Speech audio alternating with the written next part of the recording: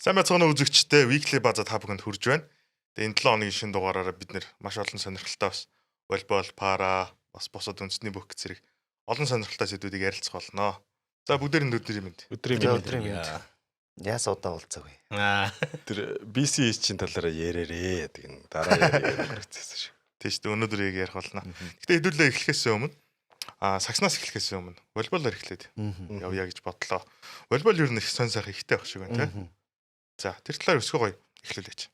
За волейбол дотоодын лигийн ярихаас өмнө би эхлээд гадаадын лиг тоглож байгаа Монголын шилдэг тамирчтай ярмарж онцлмоор байна. За тодруулбал Бацуураас эхлэе те. За Бацуур энтгийн PR буюу одоо энтгийн волейболын дээдлэгт тоглож байгаа. За Ахмедабад гэдэг Ахмедабад Defenders гэдэг багт тоглоод баг нь хагас шишээ шалгарчлаа. Шишээ дөрөвт. За тэгээ дээрэс нь багаас нь гадна Бацуурын амжилт бас маш өндөр байна. За тоглооны оноогоороо тэргүүлээд ер нь бол тухайн лигийг тэргүүлж байгаа. Лигийг тэргүүлэхээс гадна MVP-ийн өрсөлдөөнд бүр 3-т явж илээ. Тэгэхээр бас энтгийн лиг ч бас ямар олон сая хүнтэй ямар том лиг юу лээ те. Тэгэхээр Бацуурын тэнд очиод эдээ одоо яг энтгч бас яасан өндөр юм бэ тоглолтын үзсэн чинь яг товтлогчийн байрал дээр бол Бацуур өнөөх тийм өндөртөө орохгүй байгаа мөртлөө үнэхээр тэр шилдэгүүдтэй бол маань үзэлцээд ингээд MVP-ийн түвшинд хүртэл өрсөлдөд ингээд явж байгаа нас үнэхээр бахархуу штэ байна. За тэгээд 11 сард эхлэх бас Хавксынхаа бүрэлдэхүүнд нэгт хэсгийг сайн мэдэхгүй. Ямар ч энтгийн лигийг бол дуусгаж иж ирэх бах. Тэгээд хагас шишээ тоглолтууд нь удахгүй эхлэх гэхээр бас хүрээрдэрч байх. За үндснийх нь хэв маягт орцсон ингээд айгуу гоё вижинд явууллаа шүү. Ингээд тэгээд энэ 5 туустай тоглож байгаа тий ер нь бол 5 туустай тоглож байгаа. 5 гадны багтаа тоглож байгаа. Азербайджаны 2 багт өмнө тоглож исэн, 50-ны багт тоглож исэн, Эмират тоглож исэн. Одоо ингээд энтгийг 5 дахь. Одоо Монголын волейболын тамирчдаас 5 өөр багт тоглосон, гадны багт тоглосон, анхны тоглогч болсон. Тэр ер нь бол замналт айгүй гоё түүхийг бүтээгээд явж байгаа. Бацуурын хувьд бол ялчгүй бас манай топ тамирч, манай Монголын топ шишээ багийн топ тамирчтай нэг тий. За яг тэрнтэй ижилхэн одоо яг бүгд бодож байгаа тий. Хангал маань бас одоо юуныхаа 50-ны нөгөө нэг Тайчон Винстрик гэдэг багийнхаа эхний тоглолтоо хийчих. За эхний тоглолтоо хийгээд 50-ны лиг чинь 4 багтай байт юм байна. Тэгээ эхний тоглолтоо хийгээд хожлоо автсан, өргөжлүүлээ дараагийн тоглолтууд нь 10 дугаар сарын сүүлээр дараагийн тоглолтууд нь өргөжлөөр байсан. Тэгэхээр бас хангал маань бас 50-ны лигт цоо шин багтаа ороод уусаа тоглолтоо хийгээд бас өргөжлүүлээ тоглож байна да. Өнгөрсөн жил та нар санаж байгаа бол Тайланд лиг. Тайланд лигт байж байгаа нөгөө BCL-ийн өрөөнд хоёлаа 50 явсан шүү дээ. 50-нд очиод хангалттай уулзчихсан. Яг тэр үед бол энэ Тайчон Винстрик гэдэг багтай Азийн клубүүдийн тэмцээнд оролцсон юм. Тэгээд оролцоод тухайн үед бол нөгөө баг нь одоо хангалыг хүлээн зөвшөөрөө за өргөжлүүлээд ингээд манай лиг тоглооч гэдэг санал нэрээд гэрээгээ өнгөрсөн жил зурж ирсэн.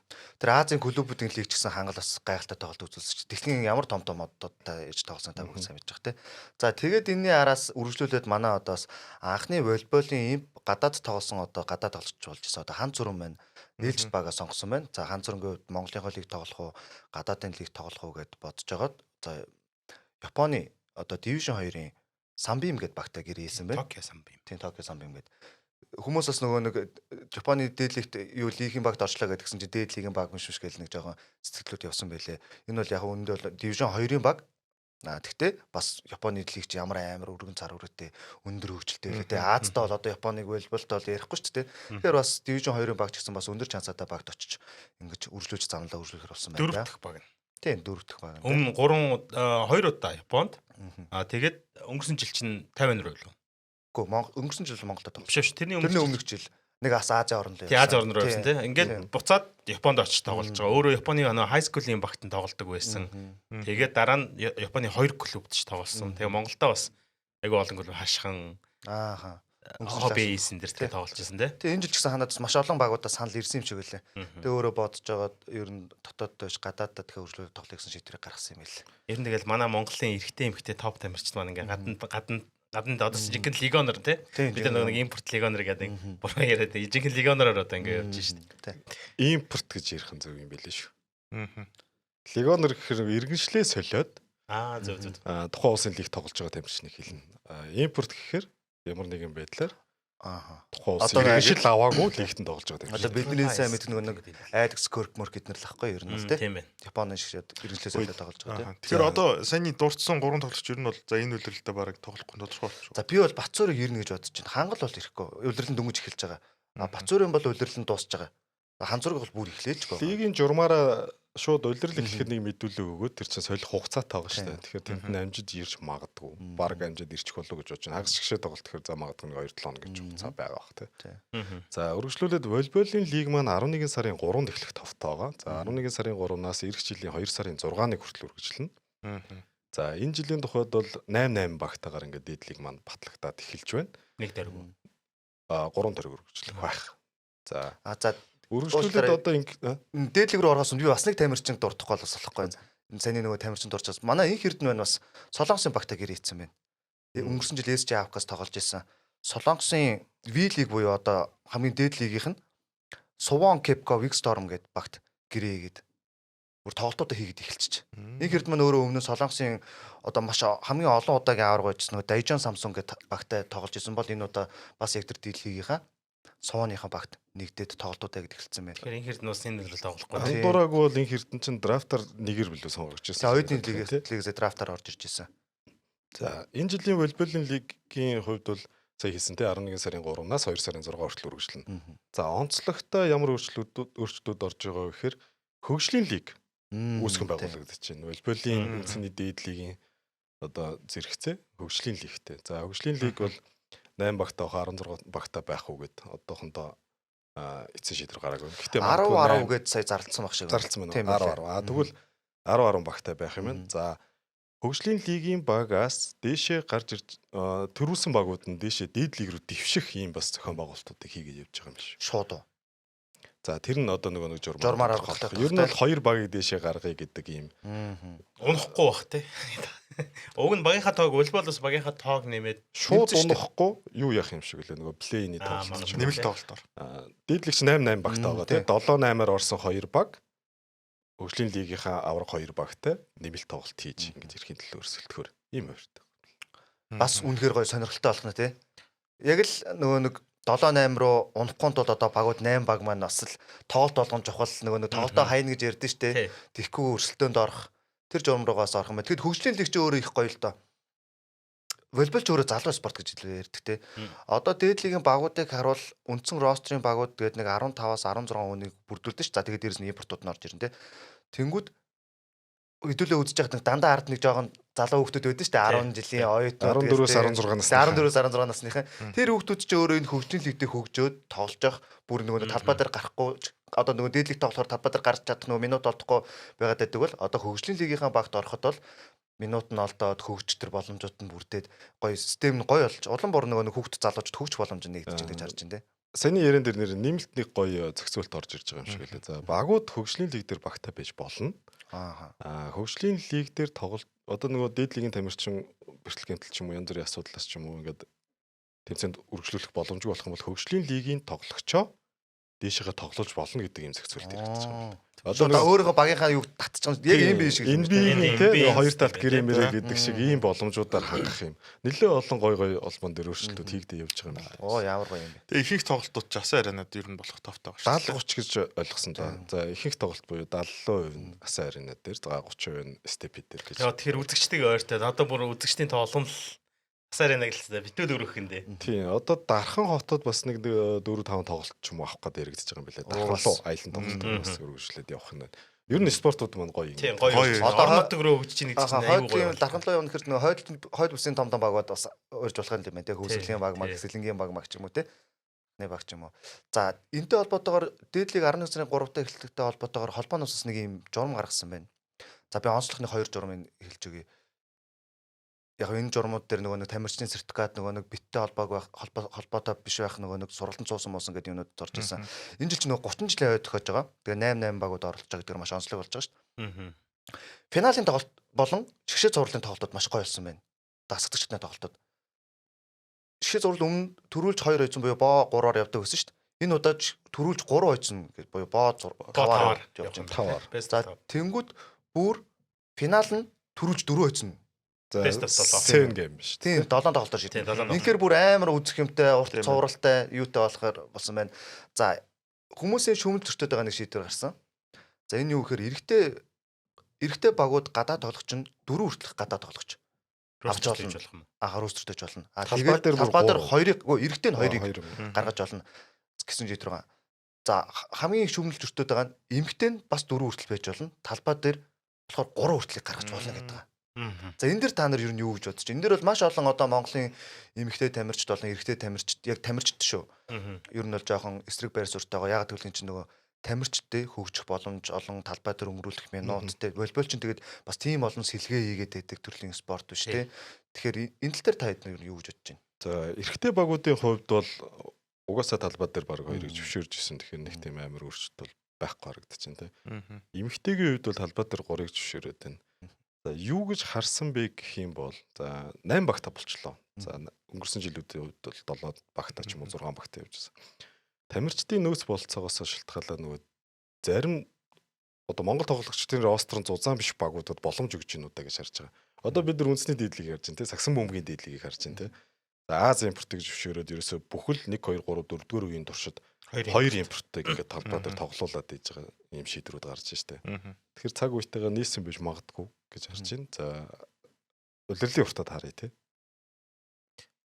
Зүгээр яг бас нэг талтай нөгөө нэг ийм одоо түрүүн сая хэлсэн шүү дээ. Сэлгээгээд авах боломж байхгүй. Сагсн дээр бол одоо юу гэдэг нь сэлгээгээ нөгөө хүнтэйгээ хоршоо тоглоод авах боломжууд нь бий болоод тэрнээс тамирчид суралцаад хөгжиж идэг бол волейбол дээр нөгөө яг сэлгээнд сууж байгаа тамирчид маань талбай дээр гарах боломж нь жоохон багасаад улам момсуулаад ирж байгаа юм болов гэж харж байгаа. Тэгээ яг волейболын холбооны зүгээр ингээд нэг алгуурхан гэх байсан юм болов. Одоо юу гэдэг одоо саксол тэгжилээ штэ өмнө нэг импорттой байж байгаа зөвшөөрсөн дараа нь 2 болгосон. Тэгээд 1/4 үе дээр зөвхөн нэг импорт байна гэдэг байсан бол одоо энэ жилээс дасгаал ингэж харж исэн бол огцом ийм шийдвэр нь бас тамирчдад жоохон юу тусч иж магадгүй. За тэгээд яг нөгөө нэг бодит байдалтайгаа нүүр тулаад одоо нөгөө тамирчдын зарим баг ингээд суулн дээр болоод ирж байгаа. Өөрөөсөө яг биеэрээ мэдрээд эхлэхээр бас тамирчид эсэргүүцэхгүй байх ч байсан юм билүү л гэж бодчихлаа. Тэгэхээр яг нэг ийм гинт гаргаж байгаа одоо шууд ингээ 3-ыг зөвшөөрчж байгаа шийдвэр нь л жоохон огцом туссан юм байна гэж байна. Өнгөрсөн жил 2-ыг зөвшөөрж исэн жилээс 3 болж байгаа. Зүгээр хамгийн том шалтгаан нь багуудыг жигд өрсөлдөнтэй болгох гэж бодож байгаа юм лу. За талбай дээр 6 хүн гэж бодъё те. 8 багч чинь 48 гарааны тоглогч байна шүү дээ те. Тэгэхээр яг 48 гарааны тоглогчийг бүрдүүлэх боломжгүй багууд байж байгаа байхгүй. 48 байгаа ч юм байхгүй ч юм. Одоо сагсан дээр жишээ нь бид ярьж штэ зарим багууд нь үнэхээр Монгол тоглогчдын ростер нь зузаан болчлоо. Зарим багууд нь ростер нь бол тийм амар зузаан биш те. Тэгэхээр тэрийг Азийн импортороо нөхөд нэг юм жигд өрсөлдөөнийг үзүүлэх боломж нь бүрдээд байгаа байхгүй. Тэгэхээр магадгүй волейболын холбоо тэр шийдвэрийг сагсан дээр хэрэгжиж байгаа шийдвэрийг ч юм уу ингээд аваад хэрэгжүүлээд тоглогчийн нөөц бололцооноос хангаал явж байгаа. Тэгээ ер нь тэгэл аливаа ямар нэгэн шийдвэр гарсан те. Ямар шийдвэр гарсан эсэргүүцэлтэй тулж л 100% саналаар дэмжигддэг тийм шүү дээ. Степенгээр илвшүүл тий.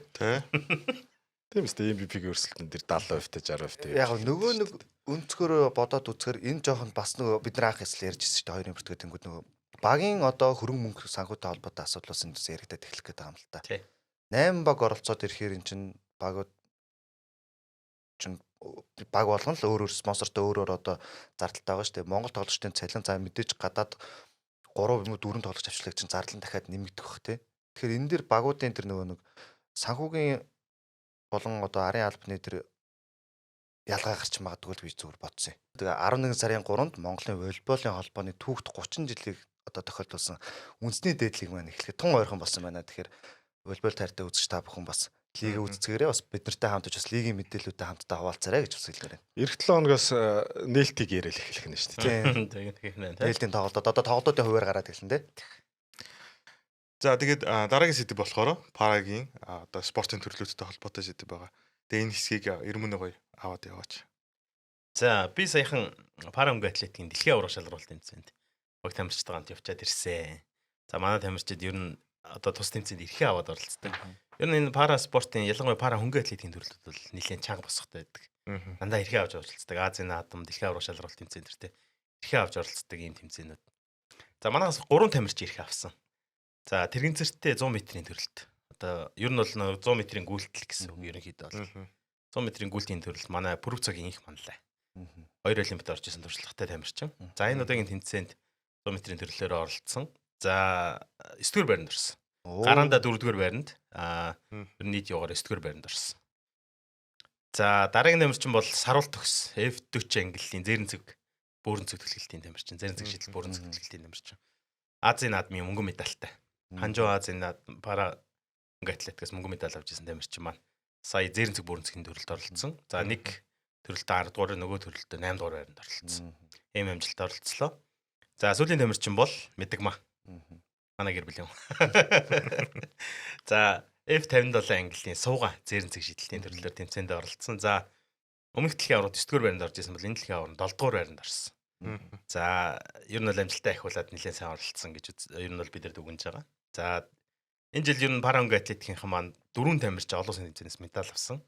За энэ 7 өдрийн 4 өдөр одоо манай паралимпийн хорооныхон энэ жил нөө параспортын төрлөөр медаль авсан тамирчдыг өндгөн уулзалтан дээр бас манай хөнгө параонгийн атлетикийн төрлөөс 4 тамирчин маань медаль авсан 4 тамирчин маань оролцох гэж байна. За ийм ер нь амжилттай тэмцээн болоо. Одоо дараагийн параонгийн атлетикийн дараагийн тэмцээн бол эх жил хамгийн том тэмцээн одоо 4 жилдээ нэг удаа зохион байгуулдаг Азийн наадам байгаа. Энэ манай параспортын бүх төрлөд оролцсон. За оны дараа нөө Дубайн тэмцээн байдгийн Шаржах гэх. За тийм тэмцээнд оролцох юм төлөвлөгөөтэй байгаа. Хөнгө атлетикийн хувьд те.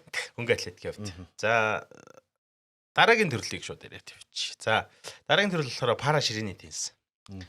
За пүрэв дөржийн нэмцэгт гэдэг. Мегмарцэгт гэдэг. Би тухайн тамирчныг бас нэг Ханжуугийн Азийн наадам дээр тэмцээнд нь оролцуулахад нэг гайдыг хийж орчуулагчийг хийж явж исэн. Тэгээд өөрөө эмч гэмт согос судлалын үндэсний төвийн эмчээр ажилладаг. Ийм хүн. Тэгээд одоо яг паран ширээний теннисийг одоо хөгжлийн бэрхшээлтэй хүн ширээний теннисээр яаж чиж. Одоо таад нэг зураг харж ирсэн бохт ингээд хүзүүндээ аркет тавьчулж ингээд тоглож ирсэн төрлөөтэй харж ирсэн бох. Паран ширээний теннисийн хувьд 10 одоо ангиллалтай. За тэр нөгөө тулгуур эрхний бэрхшээл янз бүрийн бэрхшээлээс хамаарат 10 янзын ангиллалтай. Манай мегмарцэгтийн хувьд бол 4-р ангил. Эрэгтэйчүүдийн класс 4 гэдэг 4-р ангилд ордог. Тэрэгцэр дээрээс ширээний теннис тоглолдог. За тэгээ сая Азийн аврах шалралт тэмцээнд ганцаараа явсан. Дасгалжуулагч хамтаа нэг тамирчинтай явсан. За тэгээ хэсгийн тоглолтоо 3 дугаар байраар одоо 3 дугаар байраар орж хэсэгтээ 3-аар орж тэмцээний өндөрлүүлсэн байна. За энэ тэрийн ширээний теннистэй холбогдуулаад араас нөгөө нэг эрүүлийн ширээний теннисийн бас нэг том тэмцээн, багийн том тэмцээн болох гэж байна. Багийн дэлхийн аврах шалралт тэмцээн болох гэж байна. Энд манай Монгол улсын шигшээ оргийн тамирчид оролцохоор бэлтгэл сургуультай хангаад одоо эрхээ авсан гэдэг нь өөрөө айгуу гоё болсон л тэр. Эрэгтэй эмэгтэй хоёр шигшээ баг маань хоёулаа эрхээ авсан. Хоёулаа эрхээ авсан. Тэгээд эрэгчлийн дэлхийн аврах шалралт тэмцээр энэ ч бол өөрөө маш том амжилт. Эрэгтэй эмэгтэйгээд одоо бидний нэг үндэсний дээдлийг зохион байгуулжсэн манай топ тамирчид бол бүгдээрээ орсон байлээ. Тэгээд тэр нь бол их гоё бас баяртай мэдээ байсан. Манай залуучууд бол үнэхээр амжилттай. Сая усан тэр Азийн наадамд бол үнэхээр Азийн аврах дээр бол үнэхээр сайн тоглосон байлээ. Ер нь бас чанга өрсөлдөгчтэй ш дарсан. Японы тамирчинтай таарч тоглосон их ойрхон тоглолтыг үзүүлсэн байлээ. За сүүлийн төрөл бол пара пауэрлифтинг. За пара пауэрлифтингийн манай одоо хөдөлмөрийн баатар Гавья тамирчин Содон Бэлчээ гэж гэдэг хүн байгаа. Одоо паралимпийн наадмын багц медальтай. Алт мөнгө хүрээлтэй. Сая Парисын паралимпийн наадмаас мөнгө медаль хүртсэн. За сая дэлхийн аврах шалралт дэлхийн Гиннес рекордыг эзэмшдэг. За ийм тамирчин байгаа. Сая дэлхийн аврах шалралт тэмцээнийхаа ээлжид медалийг авлаа. 6 дэлхийн аврах шалралт тэмцээний медаль. 7 тонн авсан тий. 4 алтан медаль, 2 мөнгө медальтай байсан. Тэгээд сая ингээд мөнгө медаль аваад 243 кг-ыг шахаж мөнгө медаль хүртсэн байгаа. Нэг олимпиад өрсөлдөжсэн тамирчинтайгаа л өрсөлдсөн байлээ. Тэр дээр оролцоод яваад байсан тамирчинтайгаа өрсөлдсөн байлээ. Тэр тамирчин ч гэсэн нөгөө өөрхөн Гиннес рекордыг эвтгэхэд бас тун ойрхон сүүл нэг дайрж үзсэн шүү дээ. Санаж байгаа бол тэгээ бараагаа. За тэгээд бас нэг тамирчин оролцсон. За тэр нь жигмэд гээд залуу тамирчин байгаа. 57 кг хэмжээнд. Манай Содон Бэлчээ аврах шалралт хасах 107 кг оролцдог бол жигмэд 57 кг, нэмэх 57 кг хэмжээнд. За бас рекорд эвцээ 151 кг-ыг байсан рекордыг 2 удаа шинжилсэн. 153 болгоод 155 болгосон. Вау. 4 кг нэмсэн шүү. Тийм. Тэгэхээр рекордыг 2 удаа хийсэн. Давтаж рекорд хийлээ гэж ярьдаг шүү дээ. Давтаж рекорд хийсэн ийм амжилттай оролцсон байна. Ингээ хоёрт пауэрлифтингийн дэлхийн аврах шалралт, насан туршийн дэлхийн аврах шалралт явсан хоёр тамирчин байна. Хоёулаа өндөр сайхан амжилттай оролцсон байл. Тэгээд алт мөнгөн медаль ирсэн. Тийм. Ер нь манай энэ параспорт манай Монголд бол бас айгүй сайн хөгжиж байгаа тийм. Сая одоо олимпийн наадмаас хичнээн 2 алтан медаль, мөнгөн медаль нийт медальтай ирсэн. Одоо ингээд дараа жил бол ерөнхийдөө бүх тамирчин Азийн наадамд ерөнхийдөө Азийн наадамд төвлөрөх хөөхтэй ер нь л одоо 4 жилдээ нэг удаа болдог Азийн наадамд төвлөрөх баг. За иймэрхүү хуваартай параспортын төрлөөр ийм сэн сайхантай байлаа да. Мэдээлэл өгсөн Ирмэнэдэ баярлалаа. За баярлалаа. Одоо нөгөө ярддаг сэдвэл ярих гал байна л да. Энэ спортыг дэмжиж байгаа байгууллагуудын талаар тийм. Ялангуяа энэ пара тамирчид маань маш их одоо нөгөө тэсвэр хатуужил тэгээд ганцаараа явдаггүй заавал харгалзах шан зүрийн байдлаар ингээ явдаг тийм. Тэгэхээр тэмцээн уралдаанд явахт нь маш гоё дэмжиж өгөөрэй. Дэмцсэн байгууллагуудаа баярлалаа. Энэ дээр Air Market-ийн хүмүүсийг бид нар дурсчих. За юу болсон бэ гэхээр энэ дэлхийн аварга шалгаруулах тэмцээн маань юунд болсон? Энэтхэг улсад болсон.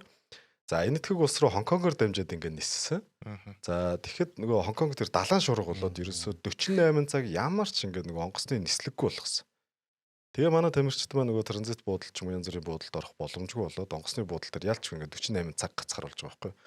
За тэгээ тэмцээний зардал мөнгө төсөөсөн шилтгаалаад нөгөө буудал авах маах ч юм уу те ийм боломжууд хомс байдаг янз бүрийн байдлаар. За энэ үед нь Air Market-ийн хамт олон маань парагийн 2 дасгалжуулагч 3 тамирчид маань Хонконгод буудал захиалж өөрсдийнхөө зардлаар 3 өдрийн буудал захиалаад 2 онуулж ингэж өгсөн. Баярлалаа Air Market-ийн. Air Market-а баярлалаа. Тэр бол яалч нэг байгалийн давчгүй хүчин зүйлийн улмаас Хонконгийн олон улсын бүх нислэгүүдээр зогсоосон. Тэгээ 2000 гаруй нислэг цуслагдсан.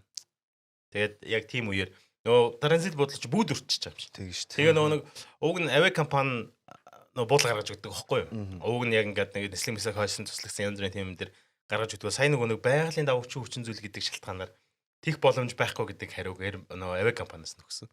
Яг тэр үед манай Air Market-ийн хамт олон маш гой туслан юмсан. Тэгээд айгүй гой хурдан шийдэх гэсэн тийм. 2 хоног онгоцны бодол дээр бид нар өмнө тэгж нэг гацаж үзчихсэн. 2 хоног байж үзчихсэн бас л чангартай. Хоолунднаас хохлал тэгэл гарч орох асуудал. Тэгээ манай нэг хөгжлийн бэрхшээлтэй тамирч чинь бас тэгэл ийш тийшээ яваад байж чадахгүй хүмүүс бол зүгээр ингээл гараад алхаа явчихсан. Тэгэл онгоцны бодлоо тэгж гацаж үзчихсэн. Элийн шалганы цаана тэгж гацаж үзчихсэн шүү өмнө. Яа дараагийн сэдв чи юу лээ? За хэдүүлээ нэг хэдэн дугаарыг өмнө ярилцчихсан шүү дээ. Үндэсний бүхийн талаар энэ яг спорт юм уу эсвэл одоо өв соёл юм уу гэд нэг яриад нэг маргаан болоод явж исэн. Тэгээд үндэсний бүхийн алтан цомын тэмцээн маань форматаа өөрчлөөд шинжлээд арай өөр маягаар зохион байгуулалтаар болж байгаа юм. Тэр талаар мэдээлэл өгье. Өмнө болохоор ерөөхдөө яг нутагаас гарч ирсэн. Одоо аймагаараа хуваачдаг байсан тийм. Аймагаараа одоо баг болоод барилддаг байсан бол энэ удаа болохоор ерөөхдөө яг Монголын топ бараг 8 одоо компани одоо төлөөллүүд нь нэг баг болоод тэгээ цаашаага ерөөхдөө хоорондоо өршөлтгөр болж байгаа юм байна лээ. Тэгэхээр яг нөгөө нэг нутаг усны гэхгүйгээр яг баг болоод явж байгаа юм лээ. Тэгээ би эндээс яг та хэдэд гоё ерөөхдөө танилцуулаад явчихъя. Баг тус бүр 8 гишүүнтэй байх юм байна лээ. За тэгээд плей-офф болохоор 4 баг шалгараад тэгээд ерөөхдөө 1-3 дахь байрны төлөө гэсэн яг тийм одоо тоглолтууд барилдаанууд явах юм байна лээ. Тэгээ шагналын сан бас айгүй сонирхолтой харагдчихсан. 1.5 тэрбум. Тийм харсан үнэхээр гоё санагдсан. Энэ яг нөгөө нэг лигийн зарчим гэхээр бас лиг гэхээр бас болд юм болов. За бараг лиг лигийн гал тий. Тэгээд энэ цуглаа гэдээсэн цуглааны нөгөө оноолтуудыг харсан чи их гоё тэнцүүгэн хуваагдсан байх шиг харагдсан. Тэгээ яг тэнцүүгэн гэхээр яг нөгөө нэг цолоор л бодоод байгаа юм л та би. За тэгтээ тэр чинь дотроо мэдээж би бинийхээ арга барилт харахаагүй гэсэн мэдээд байгаа шүү дээ. Тэгээд юу юм бэлээ? Улирлын дундуур аялан тоглолтууд гэдэг шиг одоо бусад орнуудаар бусад аймагуудаар ийм барилдаанууд зохион байгуулах юм. Бүр хилийн чанд. Бүр гадаад тоглолт байршна гэдэг л шүү дээ. Хилийн чанд руу гарна гэж байгаа. Тэгээд дундуур нь нөгөө урлаг спортын одоо оддоос бүрдсэн те нөгөө холимог оддын тоглолт гэдэг шиг celebrity game биш үү? Бүх холимогын тоглолт гэдэг шиг юм болох гэдэг байна. Тиймэрхүү сонирхолтой зүйлсийг яг энэ одоо энэ жилийн форматад оруулж өгсөн байлээ. Ерөөдөө үзэгч татах тал руугаа бол нэлээ хандуулсан гэж хараад байгаа шүү дээ. Алтан цом зохион байгуулагдсан үеэс хойш нөгөө аймаг болгоноор явж байдаг тий. За энэ бигийн форматыг бодъё одоо нөгөө хот болгоноор явдаг шиг аймаг болгоноор явж байсан. Үзэгчийн төвшин ч гэсэн манай үндэсний бүх бол ер нь топ төрлүүдийн нэг шүү дээ. Топ 3 гэж ярил яг үндэсний бүх байж идэг. Алтан цом зохион байгуулагдсанаас хойш бол үзэлт бол өндөр байсан. Одоо илүү их форматаас сайжруулаад яг лигийн төвшөнд бүр гоё болгох гэж шиг байна. 4 баг плей-оффт нэг гэж 1-4-2-3 гэл тоглох нь шүү дээ барилдах нь. Үзүүштэй сайхан байна. Бас давхар энэ ингээл лигийн төвшин нэгэ цогдоод ингээ байнгын тогтмол барилдахаар одоо зарим нэгэн заалны барилдаанууд томчууд ирдэг шүү дээ. Одоо эндээ орж байгаа учраас томчууд чинь нөгөө нэг юуныхаа төлөө бүх томчууд маань барилдах нь бас залуу бүхчүүд маань бас барилдах нь тэр утгаараа бас гоё хөгжөд үзэж байгаа үзэгч бодсон ч гэсэн энэ өөрөө үр нөлөөтэй байх нь барилдаж байгаа одоо залуу бүх болон одоо том золтой бүхчүүдэд бодсон ч гэсэн байгалийн бэлтгэлтэй болоод явж байгаа юм тийм сая өсгөө хэллээ шүү дээ. Ер нь заалны барилдаанд хэр барилдаж байгаа форм нь наадам дээр харагдаад байгаа шүү дээ. Сая хамгийн том жишээ боллоо шүү дээ. Магнагийн хувьд бол заалны барилдаанд ерөөхдөө нэг ч өгөөс шүү дээ. Форм маш өндөр байсан, хүмүүсийн таамагт хүртэл дээгүр явж исэн. Тэгээд төрүүллээ. Тэр утгаараа энэ удаагийн алтан цомд барилт бүхчүүд энэ форм хадгалах юм бол ерөнхий нөө наадмын чин өнгө нь илүү одоо өршөлтөө өргөн болоод сонирхолтой болох юм болоо. Тэгсэн чинь нөгөө талаараа хүмүүсийн нэг юм юу хэлээ шүүмж байлээ л дээ. Энэ алтан цом гэдэг чинь те одоо яг нөгөө бид нар нутаг усаараа хуваагдаад нутгийнхаа бүхчүүдийг дэмжих нь гоё байсан юм а. Ягаад ингэж баг болгоо ичваа. Ягаад холио ичваа гэдэг нэг тиймэрхүү бас шүүмжүүд явж илээ тэр тунд. За яг наадах чинь тэнцвэржүүлэх ажил гэж магадгүй. Одоо бид нар баг бичгдээгүй хуулиар шахуу те арангаа увс гэж ярьдаг болсон. Наадмын төрүүгээрээ бодоход арангаа увс 17 18 төгрөг тэжүүл ойролцоо өрсөлдөнтэй шүү дээ. За нутаг усаараа ингээд хуваагдъя те. Тэгэхэд зарим аймагуудын хувьд бүх цөөхөнтэй таарав. Тэгэхээр нөгөө хүч тэнцвэргүй тулаан л яваад исэн байх. Тийм учраас багуудад хувааж байгаа. За одоо нөгөө нэг спонсоруудтай холбоотой алдаршуулаад дуутцсан дээр байх гэж бодож байна. Ямар ч спорт хөгжсөн цаанаа спонсоруудын нуруунд дээр л явж идэг тий. Үзэлт олонтой, entertainment өндөртэй спортуудад бол спонсорууд өөрсдөө ингээ орж байгаа. За ингэж байна. Үндэсний шилдэг компаниуд. За MCS Group нэг толгой байна. За Energy Resource нэг толгой байна. Нутгийн буян. За үндэсний бүхтэй холбоотой хамгийн том компани бол Нутгийн буян. Бүхэл юм дээр явж идэг. Маш олон юм нэг бүхтэй холбоотой дэмжиж явдаг. За миг даатгал. За миг даатгалыг бид нар мэднэ те. Саксны банк дээрш байдаг. За Хатан Интернэшнл, Алсын зам ХХК, Апу болон Шунхлай гүр. За SGFs гэж бид нар мэдж байгаа те. SGHawks, SGFs гэдэг бол Nord Road, Odd Group гэсэн ийм 8 компаниар өдөртүүлээд одоо спонсорлуулад явж байгаа. Шагналын сан 1.5 тэрбум төгрөг. Нэлээд өндөр шагналын сантай. Цаашдаа ч энэ улам гоё хөгжөөд явах байх. Надад сонирхолтой санагдаж байна. Одоо нэг энэ багаараа өрсөлдөг одоо соло спорт, багийн спорт гэдэг одоо байгаад байгаа шүү дээ. Тэгэхээр дэлхийд ч гэсэн одоо энэ миний сайн мэдхээр усан сэлэлтийн нөө арена лиг гэж үүдэг байхгүй. Тэр бас ингээд соло спортоор өсөлж байгаа хүмүүсийг лигийн төвшөнд аваачаад баг болоход багаар нь өрсөлдүүлээд ингээд тамирчдыг бас тэмцээн уралдаанд орохын хажуугаар энэ лигийн юмд оролцуулаад мэрэгжлийн нөгөө нэг одоо профешнл лиг гэж яриад байгаа шүү дээ. Тим төвшөнд бас хөгжүүлээд ингээд гаргаад ирсэн байхгүй. Яг энтэй адилхан жишээг одоо бид нар Монголд харж байна. Үндэсний бүх төр, үндэсний спорт төр лигийн төвшөнд хөгжүүлж байна. Тэгэхээр энэ бас олон улсын тэр жишгийг дагсан бас гоё сонирхолтой юм лиг болж өгч байгаа бас баяртай байна. Америк биш үү? Америкчин чөлөөт бүхэн лигтэй шүү дээ. Оюутандаач байгаа бүр залуучуудаа мэрэгжлийн төвшинч лигтэй байхгүй. Энэ бүр дивижн гэх тийм. Тэр чин чөлөөт бүхийн төрлөөр хийж ин тэ ганцаарчсан спортыг багийн болгол лиг. Тэр манайх үндэсний бүхэн гэж байна. За зүгээр мэдээлэл сонсцсон байгаа баталгаатай бол гэдэг нь бол мэдэхгүй. За чөлөөт бүхийг лигийн төвшөнд хөгжүүлэх гэдэг иймэрхүү ажлууд хийгдэж байгаа юм байна. За энийг батлах ус гэмээр нэг юм мэдээлэл гарсан. Спортын төв ордон 1 сарын 1-ээс хойш А залаа, Сагсан бөмбөгийн залаа, чөлөөт бүхний зал болгож байгаа. Хэд хэдэн шалтгаанууд байна л да. 2007 онд байна уу? Спортын төв ордон чинь нөгөө нурах эрсдэлтэй барилгын чагсаалтанд орсон юм байна. Тэгэхээр нөгөө үзэгчдийн суудал муудалтай ингээд олныг хамааруулж ингээд нурах эрсдэлтэй газар Сагсан бөмбөгийн төрлөөр ч юм ингээд явахгүй болоод за B зал бол жодогийн залаар явж байгаа тий. Одоо А залыг бол чөлөөт бүхний зал болгож байгаа байна гэж сонслоо. 1 сарын 1-ээс гэсэн. Чөлөөт бүх, жодо бүх, үндэсний бүх тий манай бүхний спортын төрлүүд бол үзэгч олонтой учраас лигийн төвшөнд хөгжих маш өндөр боломжтой. Айгуу гоё одоо алтан цом шиг ингээ хөгжүүлээд явчих юм бол үзэгч нар бол үзнэ. Гэхдээ үзэгчхээс гадна энэ чинь нөгөө оролцогчдын тоос чухал та. Тэгэхээр нөгөө сонирхогчдын тоос нэмэгдэх. Ер нь аль талаас өөр өгөөжтэй байгаа байхгүй. Тамирчид бас сурна, хөгжинэ. Дээрээс нөгөө үзэгчд нэмэгдэнэ. Үзэгчд илүү сонирхолтой, зүвштэй юм өрсөлдөөн гарна л гэсэн. Тамирчин талаас харах юм бол за улсын аваргууд 1 сард болдог тийм. Улсын аваргад төрүүлсэн тамирчин тухайн жил жингээ шгшөөгт ороод төлөөлөө явдаг тийм 1 2 3 дугаар шгшөөг явуулаа явдаг. За шгшөөгийн тамирчдыг бол олон улсын томоохон тэмцээнүүд тийм дэлхийн аваргын томоохон гран-при тэмцээнүүдэд оролцуулдаг. Бол лигийн тэмцээн хийгээд эхлэхээр нөгөө том бөхчүүдтэйгээ чансаа өндөр бөхчүүдтэйгээ байнгын барилдах боломжуудыг олгох байхгүй. Магадгүй чөлөөчүүдөө хөгжчих юм бол тэгнэстэй тийм.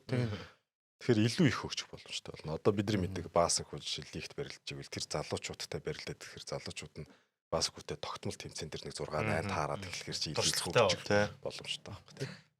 Counter Strike 2 буюу нөгөө CS 2 төрөл дээр Монголд саяны өнгөрсөн тэмцээн дээр хараахан төрүүлж чадаагүй. Тэгэд яг нөө сүүлийн үед тоглоод байгаа Нави болон Фуриатайгаа ер нь бол дахиад тоглолоо л та. Тэгээд тэмцээнээ 3 дахь араар нь дөрлүүлсэн байгаа. Тэгээд дараагийн тэмцээн болохоор IEM Chengdu хятадд болох тэмцээн. 11 сарын 3-наас 9-ний хооронд ерөөдөө болохоор байгаа. Тэгээд тайцны тоглолтууд нь болохоор ерөөдөө 3 өдөр үргэлжилжсэн. Тэгээд хятадд болж байгаа, урд болж байгаа гэдэг утгаараа бас монголчууд нэлээ очих сураг бол байлээ. Тэгээд такс макс ч гэсэн ер нь бол нэлээ урд нь дуусах шиг болсон. Тэгээд энэ тэмцээн дээр бас бүх томчууд бас ерөөдөө оролцож байгаа. Энэ топ төвчний бүх юм нь оролцож байгаа. Тэгээд сая 3 дугаар байрны тоглолтын хадаад авраараа гал юм байна. За эхний тэмцээнүүдийн хагас шигшээ шалгарсан тий. Плей-оффт шалгараа шилдэг дөрөвт тоглоод Навид ажигдсан. За Навид ингээ 2 дараалаад ажигчлаа чухал тэмцээнүүдэд. Тэгээд хамгийн сүүлд нь Аврород хожоод 3 дугаар орсон тий. Тэгээд Аврород тэр эхний байв тэр нэмэлцэг гарлаа. Дараагийнх тэр их ойрхон тоглоо 13-10 дуусаа. Юу нь л их хүн тоглолтод байсан. 3 дахь дээр нь дахиад өөр тайм гарч байгаад манайх хоцсон тий. Аврааратайгаа л юм байна гэж. Гэхдээ ер нь за яг би нэг дүнэлт болгоод хэлчихье тий. Хамгийн том жишээ гэвэл өнгөрсөн дугаар дээрс ирсэн тий. Манайхыг судлаад байна тий. Энийг хамгийн том жишээ нь Фуриа багийн ахлагч хэлсэн байгаа. Төрүүлээд финал шалгарсан шүү дээ. За финалд Нави Монголцоо гэсэн чинь Монголцоо таармаар байна гэдэг чинь. Яасан гэдгсэн чинь бид нар Монголын бүх мэп дээр хөл хөдөл яадаг, ямар сэтгүүтэй тоглолтыг судалсан. Бид нар Монголын бичлэгийг маш их үзсэн. Тэгэхээр Монголцоо тоглолт биднэрт илүү тухтай, тайван бодсон юм хийх боломжтой. Навитай таруул бид нэр хараа жоохон сандарч магадгүй яадаг бид нар Навиг судалж амжаагүй гэж байгаа байхгүй. Тэгэхээр энэ Аврора, Нави, Фурио, за тэгэл цаашаа Vitality, Маус гэл уйлдтэй том багуудыг ингээ ботоор ер нь Монголцыг бүх багууд судлаад байна тий. Тэгээд Монголын топ тоглолтог өндөр хувьтай ялах магадaltaй мэпүүдийг гаргадаг тэр үйл хөдлөлүүд тэгээд тэдний бүгдийг судалж амжичаад байна. Тэгэхээр Монголцоос яалчгүй дахиад нэг өөр сая сүүлийн Авроратай хийсэн тоглолтын дээр ч гэсэн Монголч хүмүүс хийгээгүй юмнууд ямар их хийж байна. Саяны баг Thunder Peak дээр баг бүх мэпүүд дээр тэглээ шүү дээ. Монголч хийгээгүй юмнууд ямар хийж байна. Манайх нэг юм туршаалах шиг байгаа ер нь бол. Зөрүүлээд судалгаан дээр нь зөрүүлээд за манайхыг ийм тактиктай ч юм уу оролцож байгааг мэдж байгаа судалсан бол бид нар ийм хариу үйлдэл гаргана гэдэг. Тэрийг бас туршаад байгаа байхгүй. Шатар нүгөөд шүү дээ. Тиймэрхүү үйлдэлүүд их харагдсан. За ямар ч 3 дугаар байранд орсон гэдэг чинь бас болоо. Эхний 3 ер нь бол манайх ямар ч оролцоо тэмцээнийхээ эхний 3 байраа хадгалаа яваад тахтал Чансаны оноогоо барайл явчихна ер нь бол. Тэгэхээр Чансанд бол гайгүй. Тэгээс чи хоосонгүй $28,000-тэй. Одоо ер нь бол бүх багууд мажортой бэлдэж байна л тийм. Мажор буюу дэлхийн аваргал гэсэн үг тийм. Өнөөдөр Монголын Монголд ирж байгаа нэрээ. Тэгээд одоо дараагийн тэмцээн бол саяны урд туршид болох Chengdu. За энэний дараагаар шууд баг мажор хэлж байгаа. Chengduд оролцоод ер нь бол шууд мажортой бэлдэх хаа. Тийм баг хоёрыг харсан чи өөр тэмцээн байхгүйсэн шууд мажор байх шиг. За тэгээ Chengdu гэсэн том тэмцээн үзэл. Тэгэл араас нь манайхан бэлтгэл байх та тий. Одоо тэгэл хин сайн судалгаа хийн те. Тэр баг л мажор явах болох та. Хин сайн судалгаа хийн, хин сайн өөрчлөлтүүдийг зөрөгтэй хийж чадах уу те бас. Өөрчлөлт зөрөгтэй хийжвэл бас эвгүй шүү. Тэр хоёр оп аваад гарч ирж байгаа юм биш үү? Тэгээд өөрчлөлт нэлээд байлээ. Тэр нэг гэсэн те. Яа фүрээ нэг оп аваад 5 3 4 гар бутаа гарч ирээд гусуулчих юм. За тэрч яах. За хэдүүлээ саксны яриараа орноо. Саксан дээр маш их ярих зүйл байгаа. Багууд тоглогч нар тий маш их зүйл байгаа. Тэгээ хэдүүлээ яриагаа бишрэлт метал сэлэнг бодонс багаас эхлэе гэж бодлоо. Яагаад тэгэхээр энэ баг маань өнгөрсөн 7 хоногоос хойш яг 7 хоногийн хугацаанд яг дараас 2 тоглолтыг хийсэн байна. 2 тоглолтын дээр хоёулын дээр нь бодонс ялтыг байгуулсан. За сэлэнг бодонс баг энтхийн шигшаагийн одоо ахлагчиг нэгтгэсэн байгаа тий. За ер нь бол манай Монголын дээдлэгт ер нь энтгийн шигшээ баг тэр чигээр нь ирчлээ шүү дээ. Ер нь бол энтгийн шигшээ багыг ер нь баг гараа гол нь ирчлээ. 3 гол тэгээ дээрээс нь сэлгэнээс гарч бас олон минут тоглож чинь ирчлээ. Тий. Секо гэдэг байгаа шүү дээ. Тий, секо гэдэг байгаа тий. За буцаа тоглолт руугаа ороход бол эхний тоглолтыг бол үзсэн. Ер нь бол Ахмад Гэлберт галзуурсан. Тэгсэн. Хамгаалттай байна уу, хамгаалтгүй байна уу хамаагүй ер нь гуссан. За тэгээд нөгөө талаас металлын зүгээс Ахмадыг зогсоох гэж хэд хэдэн орлогууд хийсэн, хамгаалагчаа сольж утсан, абууг тавьж утсан, дараа нь жижиг хамгаалагч тавьж утсан. За бүр хоёр талаас нь зөрж хамгаалч утсан. Ер нь бол Ахмад өөрөө оноо авахаасаа гадна өөр дээр нь даабл ирэнгүү шүү задлчаад байсан тэр нөөрөө мангар үр дүнтэй болоодсэн. За тэгээд Тулга, Батбаяр, Бацолбоо, за Төгөлдөр гих мэд маш хурдан одоо шийдвэр гаргадаг одоо шууд доошоо орчдөг тэн тоглолт учраас оноо барихад хэцүүсэн л эхнээс онооны зүр маш өндөр болцсон байсан учраас эхний тоглолтыг бол би үнэхээр яхаа аргагүй л хожиглоо сүүлдээ бүр металл бүр оноог ойртуулах гэж хичээгээд явахгүй болж ирээ сүүлдээ бүр ууг нам тийрсэн шүү дээ. Хоорондоо муудалцаад бүр. Гэтэ эхний тоглолтын дээр техник авсан. Энэтхийн энэ одоо төвөнд тоглогч нь эрээг байсан шүү дээ. Эрээгүй. Тэгээд хамгийн өндөр тоглогч нь Ахмад өөрөө байсан. Араас нь Төгөлдөр орч тэ. Тэгэхэд эсрэг талаас металл Абутаага төвийн тоглогчтойгоо хэрнээ ер нь бол самбартаа илүүрэх чаддаг. Тэрэн дээр бас нэлээд зөрүү гарсан баг. Яг Абу дараа нь ярих л бахтай. Абу ер нь бол металл тохирохгүй байна уу? Үнэхээр эсвэл металл тохирохгүй байна уу? Монгол тохирохгүй байна уу? Арга барил нь бүр анхны хамгийн ихний хүлгүүтээсэн тоглолтоос харагдаж ирсэн. Зүгээр Абугийн хувьд бол би шууд бодож байна. За бид нар ч явахдаа Монголын лиг ч юм уу гадны лиг ч юм уу айлч лигүүд ингээл импорт тоглогч авцардаг тийм. Импорт тоглох максимумгийн нийт уртыг бид нар 40 минут гэж авч үзвэл импорт тоглох хамгийн бага 25-30 минут тоглож байгаа. Яг тэгэхээр зардал өндөртэй тий. Өөр нэлийн том судалгаан дээр авцарч байгаа. Гэтэл нөхөр бол одоо нэг 10 минут л тоглоод байгаа шиг байна. Тэгээ үр дүнгийн хувьд ч гэсэн талбай дээр нэг нэмэх биш хасах үзүүлэлттэй байгаа шиг. Ер нь бол бараг солиулах болов. Сошиал орчинд бол металлын финүүд бол маш их байгаа шүү дээ. 3 жил дараалал финалчлал гарцсан Монголын топ том багуудын нэг байхгүй. Тэгээд ер нь бол одоо финүүдийн хувьд ч гэсэн сэтгэл бол маш дундуур байгаа. Абугийн хувьд. За нэг 6 оноо 6 самбар авахгүй гэж ямар тий импортоор авчирч байгаа шүү дээ. Тэгэхээр ер нь бол Абу бараг солигдох болцлоо хангах ч үү гэж бодоод. За төрчсөн тийм яриа яваад эхлэв. Эхний тоглолт бол тэгээд 93 73 гэд хол орон зүрт хожигдж байгаа 20 оноогоор хожигдчихж байгаа. За тэн дээр харагдаагүй үйл явдал бас уугнагийн хувьд бол маш их өндөр реакшн үзүүлээ тий хэрүүл хийгээд тийм талбай дээр бүр бид нар тийм ууган бариг бол мэдэхгүй байна. Тий харж байгаа юм шүү. Тэгээд техник авсан. Хаж байгаагаар нас юуны яг үзэж яхад бол бодсооч гэсэн өөртөө хөөцсөн л та ер нь л. Гэхдээ ямар ч тийм байна угаасаа. Тэгээд бүр 20 оноогоор хожиж байгаа тий. Мэргэжлийн бүх л тэмцээнүүд дээр байгаа шүү дээ тийм эрүүл зэнтэй. Гэхдээ зүгээр хэлэх гээд байна.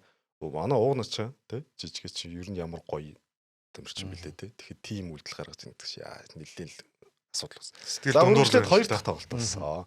Хоёр дахь тоглолт бол аваа өгөөд нэлээд ойрхон тоглосон. За энэ тоглолтын дээр Сэлэнг Бодос баг энэтхийн төвийн тоглогчийг авчирсан. За жоохон хатуу тоглолттой юм байлаа. Тэр бол үнэ. Нэлээд өндөр 2 м 10 шахуу өндөр. Төөрөө бас зузаан том биетэй. Тэгээд Италийн хувьд за төвийн барил дээр Монгол тоглогч нар бас бол Эрдэнэ 4 номер дээр мөвчдөр тоглож байгаа. Тэгээд биеийн хүчний хувьд л нөгөө энэтхэх тоглогч бол хамаагүй том байлээ. Ер нь самбараа сайн манжилээ. Тэгээд 2 удаа техник аваад хөөгцсөн. Санаа таалта. Тэр бол тохоо салаа, тохоо задраад нэлээд хатуу тоглолттой байл. Хүмүүс бол нэлээд бичээд илээ те тоглогч бэртээч хинжээний ийм хүн байна нэ тэр. Ер нь бол жоохон хатуу тоглол. Палприт бра. Юу яасан болоо тэр манай энтэг ийм ч үгдэг нөгөө ах багийн ахлагч учраас мэдрүүлэх гэж ирсэн болоо. Тийм байж болох уу? Угаасаа тэр том 2 м 10-тай тийм өргөн те хийж байгаа контактууд нь л их хүчтэй ороод байна. Тэгээд яг тэр тохоо салж байгаа үйлдэлүүд бол нэлээд ажиглагдчихлаа. За өөрөөсөө тиймэрхүү үйлдэлүүд байдаг байхгүй тоглоомч уу? Ер нь олон улсын тэмцээнүүдэд эхний жижиг тоглолтууд дээр чинь том гарууд чинь өөрсдийнхөө улс орныг мэдрүүлэхэд тийм алдаа малдаг тоохгүй хусна. Та нар копиг дээр ихэнх паг оцоолыг яаж гэсэн биднээс тий. Тий. Тиймэрхүү сэтгэл санааны тийм байдаг мэдрүүлэх гэж бид нар ийм шүү гэдгийг мэдрүүлж дараагийн тоглолтууд дээр нь өөртөө нойрдохгүй те айгаа тэгээд цохол зүүн чи яга дараа нэг ойлгож байгаа ээч шүү дээ. Тийм юмнууд байдаг байхгүй юу? Үгүй яг мэдээж байгаа л та. Гэтэ саяны зүгээр палпритийн үйлдэлэг бол яг тийм гэж бол хэлж чадахгүй л гэж байна. Ер нь бол самбараа гоё манжилээ, гоё төв байлээ. Одоо нөгөө Сэлэнг Бодосогийн үндсэн нөгөө 3 сар 3-ын 5 тоглогч манд 3 самрын барилын тоглогч байгаа шүү дээ. Тэр болтлоо ерөөхдөө самбартаа асуудалгүй болчлоо л гэж харж байна. За үргэлжлээд тоглолтонд ороход бол тоглолт бол нэг 9 онооны зэрэгтэй лөө те 82-73 харьцаатай дууссан. За 4-р үеийн сүүлийн 3-4 минут хүртэл их ойрхон явсан. Тэгээд алдцсан. За ингээд 2 дараалаад Сэлэнг Бодос багт хожигдчихлоо. За сэтгэл зүй өвчтэй. Хүснэгт улирлыг асын үлгүүд багийг тийм өнгөрсөн жилийн финал асын үлгүүд багийг хожиж эхэлсэн. Үргэлжлээд SJFs багт хожигдоод үргэлжлүүлээд Сэлэнг Бодос багт 2 дараалж хожигдоод хүснэгтийн байрлалын 9 рүү унсан 1-3 амжилттай. Одоо доор нь тэг 3 амжилттай дархан л байгаа. За тэгээд Абуга ерөнхийдөө явуулах магадлал өндөр болсон металл маань Аз импортороо сонголтоо хийгээд төвийн байрал дээр тоглогч авчирсан. Вьетнамын шгшаагийн төвийн тоглогч нэрийг хэлэхгүй. Энэ стайл хийсэн. Нэр яг үндэ хийсэн билээ. Одоо тэгэл нэг монгол нэр өгөл явна да. Манай нөгөө Секо шиг. Секо гэдэг. Одоо хинч. Пью энэ гэх юм шиг бараг. Тэгээ бараг тэгцэн дээр юм билээ. Пью. Тий. Тэгэхээр яг нөгөө судал байрал дээр бас боломж ашиглаа Аз импортол аваад ирлээ. Өмнө нь Зүүн Азийн билүү Азийн урьдчилсан шатлан дээр Монголын эсрэг тоглож исэн. Тэндээ бүр 28 он авч исэн билүү. Тим тоглогч юм бил. Монголд одоо Аз лигануудаас өндөр гэвэл Хонконгийн шгшаагийн, Вьетнамын шгшаагийн тамирчид ирчлээ те. Сайн нэг үе нийтлэхээс баг 2.10 юм. 2.12 гэлээ яа. Азийн томчууд ирээд шүү. Том биетэй нөхдөд те. Тэрний мэдээллийг тэгээ нэг Бронкос маань Алуусын тэмцээн дээр харуулж Монголын лиг юу нэм төвшөнд байна гэдгийг харуулсан гол бас сонирхож ирж байгаа. Одоо Азаас сонирхож ирж байгаа. Лигийн одоо чансаагаар гэх юм бол манайх баг Азийн топ 5 лигийн нэг баг 5-члаа 3 руу баг орж ирж байгаа. Солонгос, Япон, Филиппин, Хятад, Тайвантай ер нь дөхөөл л орж ирж байгаа. Тайванаас одоо баг манайх ер нь илүү гарчлаа дөө. Магадгүй. Тайван ч 3 лигт юм билээ шүү дээ. Чансаагаараа бол. Чи маш олон хүчин цэл. За яг тэрийг тусна яриа те. Өнгөрсөн 3 улирлийн финал шалгарсан багийн хувьд улирлыг 1-3 амжилттай эхлээд өснөгтийн 9 дугаар байрлал онцлоо. За 4 дахь тоглолтын дээр металл багийг ган улаг дасгалжуулагч эргээгээд өдөрдөж орж ирсэн. За өдөрдөж орж ирэнгүүт сошиал орчин дасгалжуулагч яач ба гэдэг асуудлууд байсан. За шууд амжилтын үеэр Евангелис Цепелис дасгалжуулагч бол дуранд өрцсөн. Ордонд бол тоглолт үзээ сууж байсан. За үүний дараа юу болсон бэ гэвэл дасгалжуулагчаа бол ер нь бол зарлаагүй л байгаа л да. Гэхдээ сольчлоо, халчлаа. За дасгалжуулагч маань хаашаа очисон бэ гэсэн чинь Завхан Brothers багийн ахлах дасгалжуулагчаар ирчлээ. За энэ нь бас юун дээр харагдав гэхээр Эрдэнэт Miners, Omni Эрдэнэт Miners Завхан Brothers багийн тоглолтын дээр Завхан Brothers багийн 2 солонгос дасгалжуулагч, солонгос тренер тоглолтод оролцсонгүй. За ер нь бол Завхан Brothers баг бас халтсан. За ингээд Евангелис Цепелис дасгалжуулагчийг Завхан Brothers баг аль биесээр ахлах дасгалжуулагчаараа тавьчлаа. Нэгдүгээр тэгвэл Завхан Brothers багийн коучоо солилцсны дараа яг нөгөө коуч хайжсэн үед цаг үеийн таарчлаа тий. Тэрэн дээр нь яг Цепелис дасгалжуулагчийг ажиллаж төлөвлөж таарлаа. За хоёрдугаар Завхан Brothers баг солонгос коучуудтайгаа хол явахгүй гэдгээ эрт харчлаа. Өнгөрсөн жил солонгос сүүлийн 3 жил 3 жил солонгос коучор нүдлээ Завхан Brothers. Тэр хурдан сагсан бөмбөг хийх гэж үзлээ шүү дээ. Тамирчид нь хялаалаа шүү дээ. Одоо тэгсэн чинь мөр тэргүүтээ одоо Brothers-ууд өөр сагсан үзье, өөр явъя тий. Одоо манай бүрэлдэхүүн ч гэсэн туршлага байна уу вэ? Залуу тамирчид байна уу вэ гэд харсан учраас өөр коуч хайсан болов. Тэгээ тэрэн дээр нэрэ Цепелис таарна гэж харсан болоо та багийн удирдлагууд нь бэлтгэн санжаа очоо самарч уу яач вэ? Санжаа очоо самарч уу. Өнгөрсөн жилийн ярьжсэн шүү дээ. За Цепелис дасгалжуулагчийн хувьд улирлынх нь үндэсний дээдлийг улирлын амжилт нь 70 нэмэх буюу 72% байсан. Тэр дээд лиг дээр 72% багаа удирдсан хүн ягаад болохгүй гэж гэдэг сонголтыг л хийлээ. Ер нь бол байж болох сонголт гэж. Ер нь одоо систем бас өөрчлөгдөх нэ. Brothers багийн3 хувьд жил гэдэг чинь багийн хамгийн одоо өнгөчд одоо Баска тэг гүрээ Дашка гэх мэт тоглогч тэр систем суудсан байгаа шүү дээ ер нь бол. Тэгэхээр тэр тоглогчид дахиад өөр нэг систем рүү суух гэдэг хугацаа байна. Одоо энэ чинь улирлын. За ингээд дасгалжуулагчгүйгээр орж ирсэн Завхан Brothers баг улирлыг хожигдлгүй явж исэн Omni Эрдэнэт Miners багтаа тоглосон. Тэрс тоглолт. За энэ дэр нэг айгу хөөрхийн бодогцоо зүгээр энгийн заяа. Нэг тийм тоглоом шоглоомор биш. Парисын Олимпиадээр нэг буудлагын нэг ах байсан шүү дээ тий. Зүгээр ингэж яасан юм дүнтэй. Тоног моноггүй тий. Зүгээр өмнө тусгаад ажиллаж исэн ах бууд цараагаал мөнгө медаль авч исэн тий. За шууд амжилтын үеэр би ордонд очиж үзсэн. За Ари албанд ингэ зогссон шүү дээ. Тэгсэн чинь Завхан Brothers багийн Ари албаны нөгөө коучинг стаф бүгднийг солилцсон. Тийн дунд менежер хийсүү хүслэн нөгөө шин дасгалжуулагч ах уурч алтан бүрэгдэд тоглож исэн ах байгаа. Тэр хүн тэр Парис Олимпийн мөнгөн медаль авсан л дээ. Их ойрхон санагдлаа. Ганцаараа ингээд дээдлигэнд баг дасгалжуулж байгаагүй. Яалтчгүй нөгөө бага ахалж орж ирсэн. Тэгээ нөгөө талд нь дасгалжуулагч амар өргөн мөргөлтүүнтэй ч юм ингэж яхад айгуу гоё ингэж явж байгаа л хожоод гараад ирж байлаа. Нэр бас дээд Miners ч нэг ч хожигдоог явьсан. Яг Miners-ийн тухайн тоглолтод Инх баясгалан. тоглоог. За хэдүүлээ дараагаар нь бас санчрын асуудлыг ярих бах тий. За ингээд тоглолт болсон. Эхнээсээ ер нь бол их өрсөлдөнтэй. Тоглолтыг бол тэгж эхлэнэ гэж ерөөсөө төсөөлөөгүй. Миний хувьд бол за Эрдэнэт Майнерсагийн хувьд бол 2-1 амжилттай явж байсан бол Завхан Бродерс багийн дасгалжуулагчийн баг нь тэр чигтээ байхгүй учраас арай өөр төсөөлтөй бодсон. За эхнээсээ Майнерс илүүрхэж болов. Өмнөх 2 тоглолтын дээр эхний хагаст бүр 23-4 хоонол алдчихсан баг. За илүүрхэж болов гэж бодсон. Гэтэл ерөөсөө тоглолтын нөхцөл байдал бол дээр доороо ороо сүулдэ завхан бүр илүү яваа. За 3 дугаар үеийн төгсгөл дээр Ишибаши нөгөө Ишибаши нөгөө Япон импорт тоглогч маань цагийн төгсгөл дээр бүр 3-аас алдаа тонгаад 4-р үеийг оноо илүү орж ирсэн.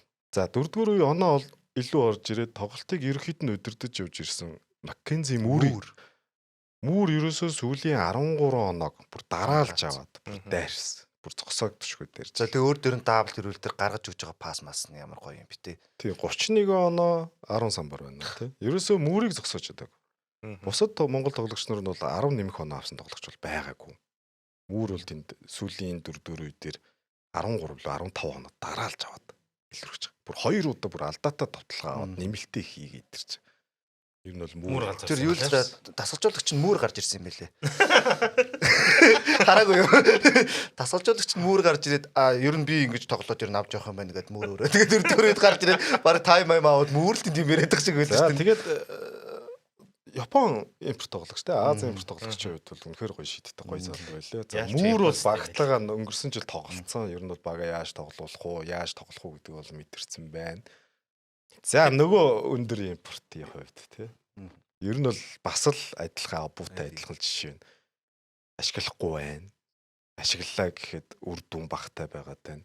Бас л нэг 5 оноо 4 оноо 6 оноо самбартай ч юм уу хамгаалт товтлогон дээр нэг тийм амар даваа талыг үүсгэх. Тэгэхээр магадгүй солих болов. Одоо дасгалжуулагчаас солисон дасгалжуулагч цивилист дасгалжуулагч ямар тоглогч авах уу? Хамгаалтын чиглэлийн тоглогч авах уу? Товтлогооны авах уу гэдгээ өөрөө сонгоод өөрчлөлтөө хурдан хийж байгаа. Айгу зөв үедээ ирчлээ те. Одоо импортоос солисны дараа ирсэн бол яах вэ те? Солихын өмнө ирүүл яах вэ гэдэг. Би бол баг импортоос солих болов гэж боддог. Гэтэ цивилист дасгалжуулагч баг сойсон чинь бас нэг бүтэхгүй төвтө хэвэрэл байгаа те. Коуч өвдөө. Shit here we go again гар. Тэр яг тоглолтын 4-р үеийн сүүлийн минутаар ороход бол Майнерс барьсан шүү дээ. Бүр онооны зүрэг нэг болгосон. Нэг болгоод сүүлийн 30 секунд болж байхад Муур аваад баскет өгөөд мэндэ өгт. Тэгээ баскет 3-аас ихэд Муур дайраад гаргаад Муур дайраад яг хомчиж байгаа байхгүй юу? Хомонгуутл нь мэндээр өгөөд мэндээ хажууд баскаар өгөөд баскагийн тэр баска 3-аас бараг нэг 50 см зайтайсан баха.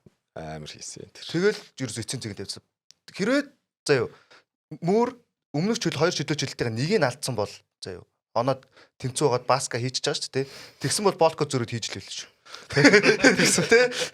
Тэгээ тэнцүүлэл яг ч 4 онооны илүүтэй учраас 4 онооны шугам багхгүй. Тэгээ болко шууд гараалгүйгээр авчихчихлээ. Гой тоглолт болсон, өндөр гой болсон. Баясаа байхгүй ч гэсэн Майнерс гоё үзсэн. Майнерс ерөөдөө энэ хожигдлоос илүүгээр тэдэнд байгаа нэг асуудал болохоор одоо санчрага багтаа нэгтгэж чадахгүй байгаа. Тэр баха. За санчрага гэж хийж бас болохгүй байлээ. Ер нь бол. Нэг бага чөлөөс чи Бизоны харьяалтай яваад байгаа тоглогч гэж одоо бодох юм байна шүү дээ. Тэгээд Бизон ч сая мэдээлэл гаргасан шүү дээ. Энэ хоногийн өмнө. Ерөөдөө нэг яригадаад байгаа ямар нэгэн тим асуудал байхгүй. Манад гэрээтэй хэвээрээ гэдэг нэг тим мэдээлэл гаргасан. Цалингийн асуудал байхгүй л гэдэг. Цалингаа цаадах бод нөгжсэн. Яг одоо бид яг тэрийг сонсож байгаа мандахын ярьжсэн тэр өдөрлийн сүүлийн тоглолтуудаар оролцоогүй нэтрэгээд бас тийм асуудал асуулаад тэр тоглолтын цалин нэтрийг тийм ассан болоо яасан бол магадгүй тийм байж магадгүй юм шиг ойлгогдоод. Тэг ер нь одоо дотоод болж байгаа процессын үед бол мэдэхгүй л байна л да. Яг юу ч болоод байгаа. Өнгөрсөн дугаар дээр ярьсан шүү дээ. Баяр цагт коуч ямар нэгэн юмыг үндэслээд мэдгдэл хийж байгаа. Тэг ямар нэгэн юм үндэслээд. За санчрын ч гэсэн цалингаа аваагүй гэдэг асуудал бол яригдчихэж байгаа. Тэгэхээр одоо нөгөө лигийн зохицуултууд шүү дээ. Гэрээ байж болно. Окей, хамаагүй. Хэдэн жилийн хугацаатай ч байж болно. 5 жил, 10 жил. Гэрээ цуцлах нөхцлүүдийн хамгийн том зүйл чинь өөрөө энэ үндсэн гол нөхцлүүд 4 нөхцөлийн нэг буюу цалин хөлсөн шүү дээ. Цалингаа өгөхгүй бол яг 5 жил гэрээтэй гэл ингэ байгаалах юм. Байгаалах юм. Би гэрээтэй үнэн. Гэтэ тэр чинь цалингаа өгөхгүй бол цуцлж чинь шүү дээ. Тэр мэдгүй одоо яаж шийдэгдэх нь сайн мэдгүй. Харин тэгээ Бизоноос болохоор цалингаа өгсөн гэдэг юм л да. Арт. Одоо тэгэл Монголын спортын арбитрийн шүүхийн томоохон кейсүүд эхлэх баг эхлэх гээл удахгүй эхлэх баг. Юм болгон дээр зөвшөлтсөө санал нийлээл зөвшөлтсөөлтэй ингээд яваад байхгүй шүү дээ. Одоо нэлээд олон жишээнд бид нар ярьсан. Хин нэгний кейс шүүхээр явж л таар. Гэтэ хинийх вэ? Цаашдаа энэ кейсүүд нь яваа тамирч тэр багуудч тэр нэг юм шийдэлтэй явуулах баг. Бацангал захирлын ерхийлэгч нөгөө юу Амаржингийн юунд подкаст ирэлцсэн биз дээ. Бид нар удахгүй энэ Пибагийн агентууд те албан ёсны агентийн гэрээг бол шууд баталгаатай гэж үзснэ. Ийм өөрчлөлтүүдийг дараагийн жилүүдээс хийх баг. Тэхийн тулд Монгол агентийн компаниуд нь хөгжөөд Монгол агентууд нь хөгжсөний дараа хийхгүй бол бид нар бүх юмаа гадны агентуудаар хийх гэдэг. Энэ ч бас нэг талтай зөв те. За майнерсын хувьд бол бас хэрэгтэй хожигдол баг. Тэ? Хоёр санамсаргүй те өөрсдийнхөө хожино гэж хэлсэн багт бол одоо нэг 27 тоглолтоос бид энийг заавал хожино байж гэсэн юм планууд байж байгаа шүү дээ. Тэр дунд нь бол цахныг бол хожино л гэж бодсон баг. Да ялангуяа коучинг степ үед те хожих. Тэгэхээр энэ бол хэрэгтэй хожигдол баг. За баясаг тоглоогоо тоглосон гэдэг дээр бол яг нэг том хүчин зүйлэн тоглоогоо байж болно. Гэхдээ том амбицтэй төрүүлэх багийн хувьд бол 1-2 тоглогчийг нөхөх хэмжээний тоглогч зөндөө байж байгаа те ростерт оруулаад явах хэрэгтэй. Нөгөө талаасаа Завхан Бродерсын хувьд бас маш гоё ажиллахгүй. Ер нь бол коучинг баг гарч ирээ те өөртөө ямар потенциалтай гэдгийг Завхан Бродерс ихтэй ойлгоод шүү дээ.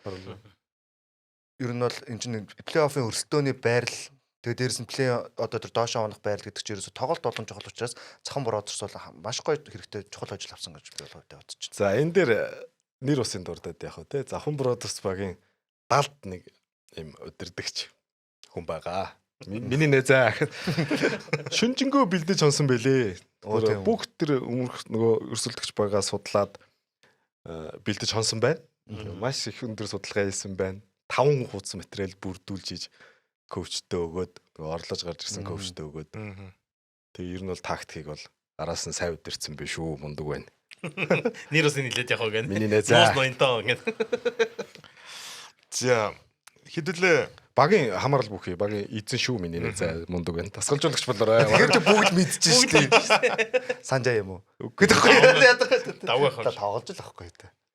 За өргөжлүүлээ тий. Өнгөрсөн дугаар дээр BCH Knights-ыг ярихгүй дөр хойшлуулъя гэсэнтэй энэ дугаар дээр хэдүүлээ энэ багийг онцлоод ярив. Энэ багт юу болж ийн, юу болохгүй байна гэдэг талаас нь хэдүүлээ яриа авъя. Одоохоор бол хүснэгтийг хожигдоогүй ганц баг байна.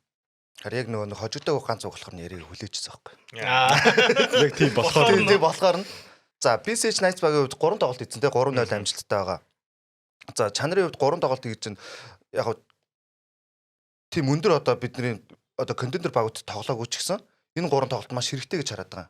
Яа тэгэхээр BCH Knights баг нь өөрөө энэ жил баг ростерын хувьд 70% шинжилгэж орж ирж байгаа. За тэгэхээр цоошин импортуудтай цааш нь одоо суураа гэмэд одоо тоглож залуу тоглогчдтой тий юу драфтаар авсан тоглогчтой гэх мэтчлэн ингээд маш үндсэн бүрэлдэхүүн маш том өөрчлөлт орсон учраас мөн дээрээс нь халах тасалжуулагч нь шинэ үнэтэй энэ 3 хожил нь бас өөрсдөд нь хэрэгтэй байсан баг. Тэгээд нөгөө багийн уур амьсгал болон дотоодын бие биенээ мэдрэх тий нөгөө нэг хин хаан ямар үргэлтэй оролцох хэм бөмбөг залж орох уу гэх тий маш олон зүйлүүд дээр ойлголт авсан тоглолтууд боллоо. За эхний тоглолтууд бол би нэг өнгөрсөн дугаар дээр хэлжсэн тий. Бөмбөг алдууд маш их байсан бол сүүлийн тоглолтын дээр харин тэр алдаага заслаа. Тэгээд тэр нь яаж засагдсан бэхээр та нар үзсэн хүмүүс бол мэдсэн баг тий. Бөмбөгийг бол ганцхан хүн биш маш олон хүмүүс шеэрлсэн. Нэг хүн бөмбөг залж ордог биш маш олон хүмүүс одоо тэнд бие биентэй туслах 3-2-ын пас явах гэх мэтлэнгээр орж иж тогложсон. Одоо энэ 7 оноос эхлээд бизнес яг үнэтэй нуур тулна гэж ярьдаг ч гэдэг. SGFs болон хасын хүлгүүд гэсэн одоо том 2 багтай тоглох хуваартай. Тэгэхээр одоо яг BCH Knights багийн яг жинхэнэ чадамж юугаа гэдгийг 3 тэг амжилт нь үнэн үү гэж юу. Тийм заашлаа яг гэдэг л харагдах нь те. За Эрдэнэ цогттой холбоотой нэг Эрдэнэ цогтой холбоотой ч таашин те. Бас манай үзэгч бүнээр мэдсэн баг. MVP-гийн хэрхэн шалруулах гэдэг үндэсний дэдлийг албан ёсоор зарлалчлаа саяхан. Тэгээ энэ жил MVP-г эхний 3 байрт орсон багаас тодруулахаар болсон байна. Улирлын тоглолтын 75% буюу 21-с дээш тоглолтод оролцсон байх хэрэгтэй гэдэг шаардлага. Тэгэхээр хэдүүлээ өнгөрсөн дугаар дээр ярьсан нөгөө 3-3 хэд маань эргэж ирсэн ч гэсэн тэр хувьд нөгөө хоёр хурж амжихгүй. Тэгэхээр бид нар MVP-г өрсөлдөөнийг одоо дахиад өөрөөр бас бодох юутай очоод байна те. Тэгэхээр эхний 3 байр гэхээр би яг өнгөрөх дугаар дээр хэлжсэн те. Эхний 3 байрын төлөө багууд алдсан нь байна. Эхний 3 байртаа орчоод MVP-ийн төлөө дотроо байгаа шилдэг тамирчид бас өрсөлдөхөр байна. Энэ жилийн MVP-г шууд хэлчихв. За. Гавыгийн дэлгөө. Бүр рукитэйгээ цуг аавна. Би өнгөрсөн дугаар дээр наадах чинь би хэлцээ. За.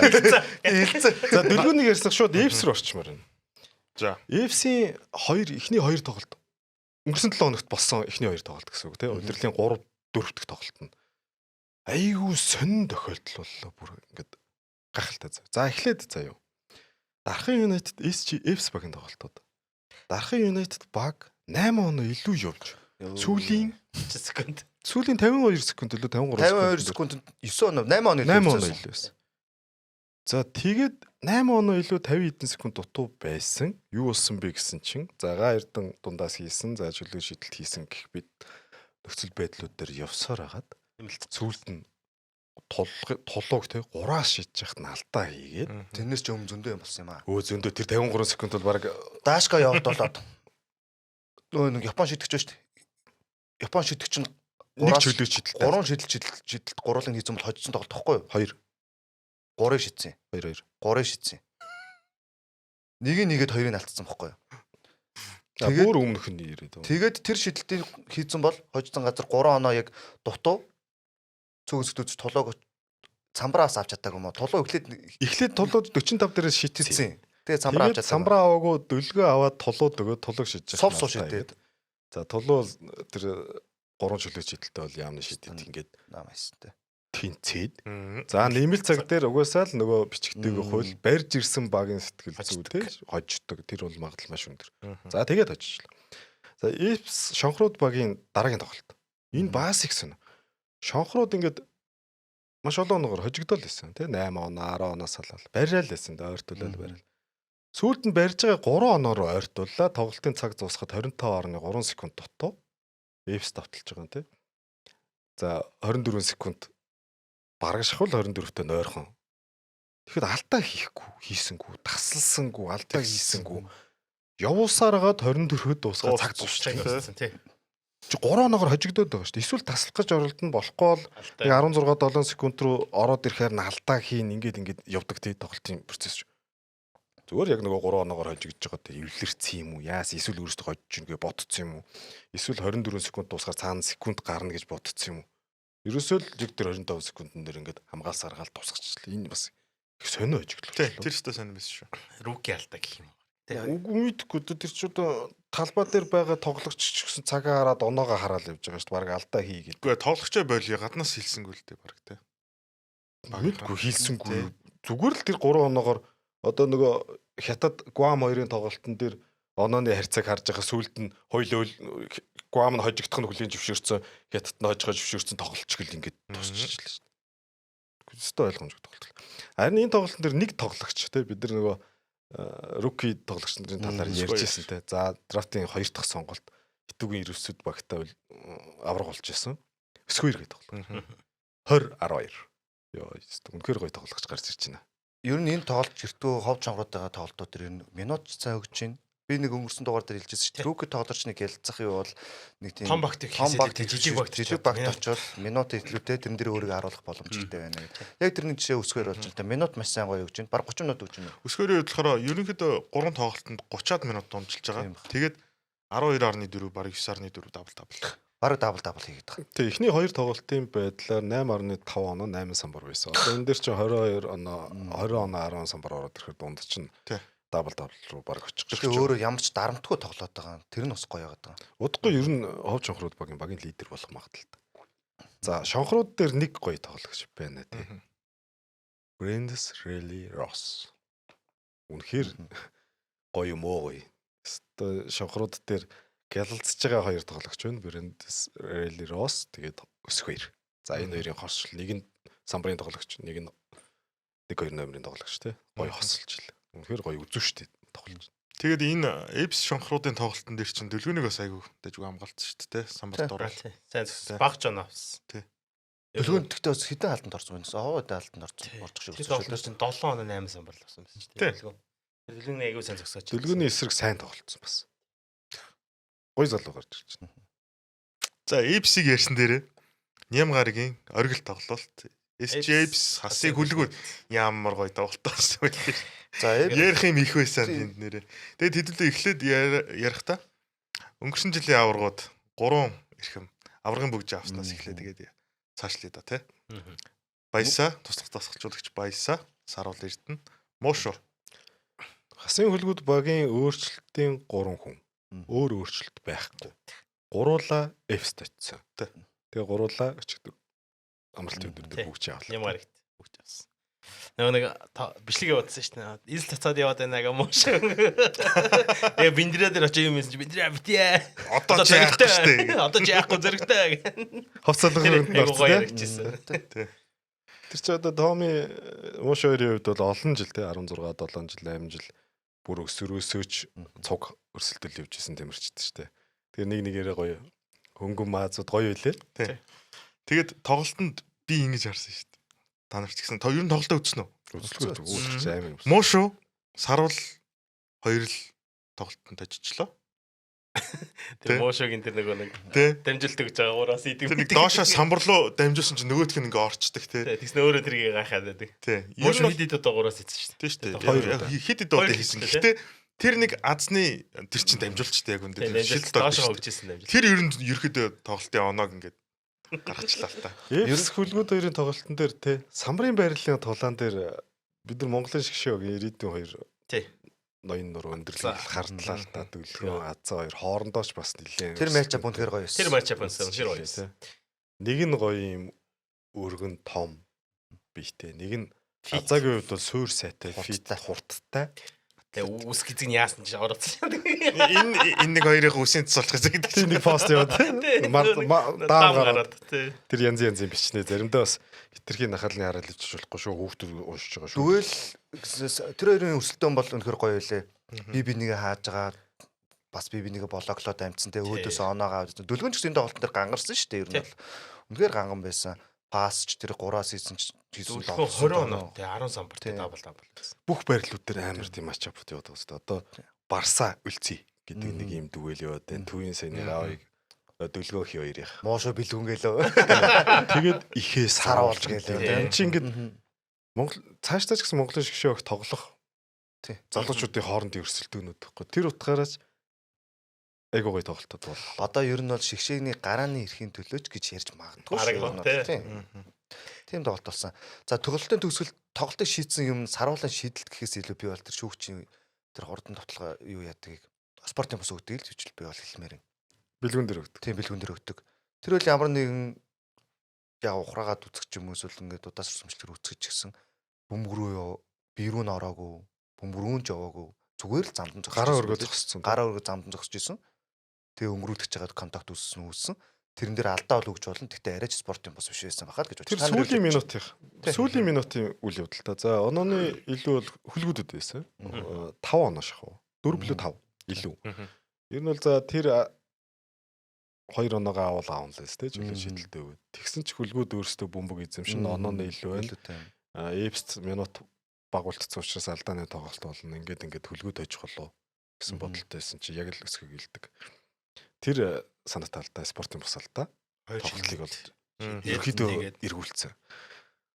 Тоглолтын сүүлийн процесс дээр яг за тэрийг ингээд орхич тий спортын алдаа оноотойгоо явж идэг нэг хэсэг учраас тэр шүүгчийн шийдвэр баггүй. Өөрчлөлт боломжгүй шийдвэр. За тэгээд хөлгүүд бол илүү болсон 73 71. За Fs яг 2 онооны давталгаа амжилттай болгоод цаг сонгох монгох боломжууд байсан тий. Тэрнээс өмнө хөлгүүдийн давталгааг нэрэж. Давталгаагаа өөртөө хийж чадаагүй шүү дээ. Тий. Давталгаагаа хийж чадаагүй тэгээд нөгөө хин биндрээ таслаад. Биндрээ дамжуултаа таслуулаад. Бөмбөгийн саруул таслаад заяа.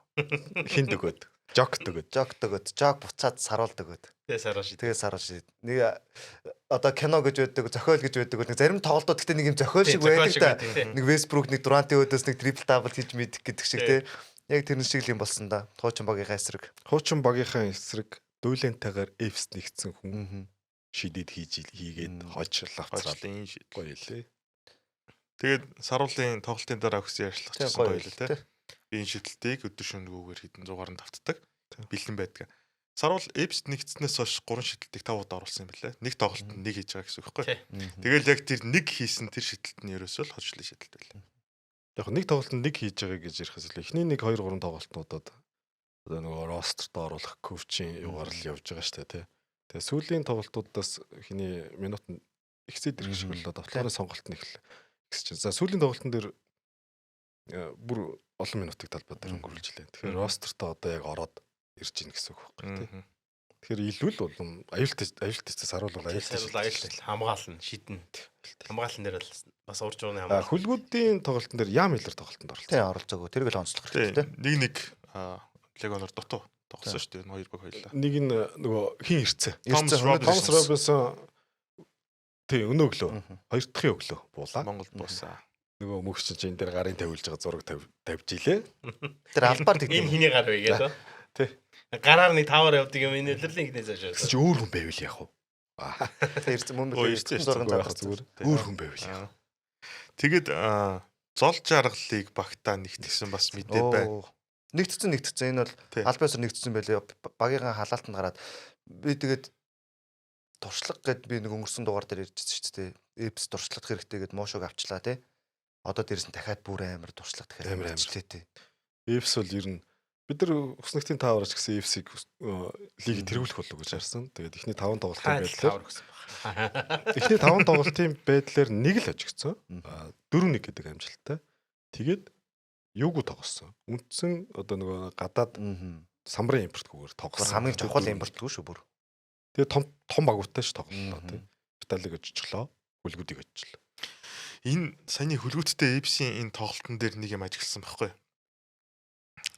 Эдний юу ч нөгөө принципал шүү дээ. Тоглогч нь. Ер нь энэтхэгүүд жоохон чанга тоглолтгүй гэдгийг харлаа. Жоо чанга юм уу, бохир юм уу те. Азагийн дээр нэг жоохон тэр одоо сансрууга санаатайг нь мэдэхгүй гэхдээ тохоон үйл ялыг толгоор нь чиглээд дээр нь суудсан байсан яг тэр хэсгийг бол барсаа олгочоод ер нь бол түлхээд унгаж ирсэн шүү дээ. Тэгэхээр энэтхэг тоглогч нар ер нь жоохон юм чанга хатуу тоглолттой юм болоо ч гэж харах шиг. Магадгүй тий. Тэр бас нөгөө одоо энэтхэгийн лигийн тоглолтууд юм өндрийг харин би хэлээл байгаа шүү дээ. Энэтхэг юм шүү гэдгийг мэдрүүлэх гээд байгаа. Азагийн талаар ярьсан сайхан сошиал постууд л яваад л би ч гэсэн бас дотроо бодож ирсэн юм.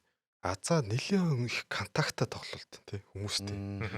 Бүр Азаа байнга л ингээл харахаар нэлээд олон контактад өртөгцсөн эсвэл ингэсэн өнгөрсөн жилүүдээс хараад байгаа шүү дээ. Бэртэй ч хэдээ зарим нэгэн тоглолт төр тэгж бодмоор санагдтал те. Саяны тоглолтын бус контактууд өртөл яваад зөндөө яваад. Яалчгүй хасын хөлгүүдийн хамгийн том давуу тал Азаа өөрөө байгаад тань л та. Тий. Хамгаалт дээр ч тоглоом дээр ч тэр аль талтай.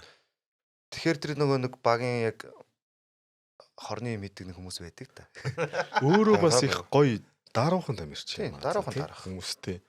Тэр нэг амар контактад ингээл баг зодтолтоод байгаа шүү дээ самрын дор. Тэгэхэд нэг тийм дээ шүү дээ. Арга гаргахгүй. Нөгөө сагснаас өмнө олон улсын одоо спортын төлөвшөлт ер нь бол авцсан л тоглогч л байна л да. Таквондо шүү дээ. Таквондогоор явсан учраас тийм байх. Өөрөө шиглэл алж шин.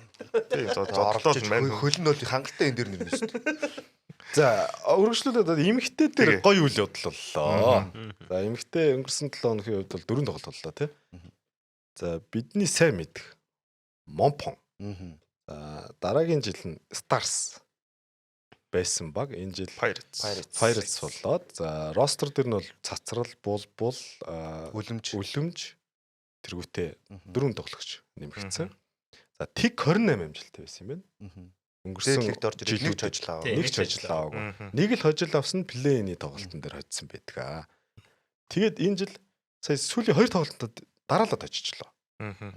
Тэр айгүй гоё тэр сэлгэний тоглогчдыг ч юм уу тий Тик 28 байсан гэж төсөөлөлтөө тий. Ямар амар тийм дарамт вэ тий. Тийм шүү дээ. Эхний хожлоо авахад тэр сэлгэний тоглогчдыг босчроо баярлж байгаа гэдэг нэр үнэхээр өмнөөс нь бүр амар гоё баярлалаа.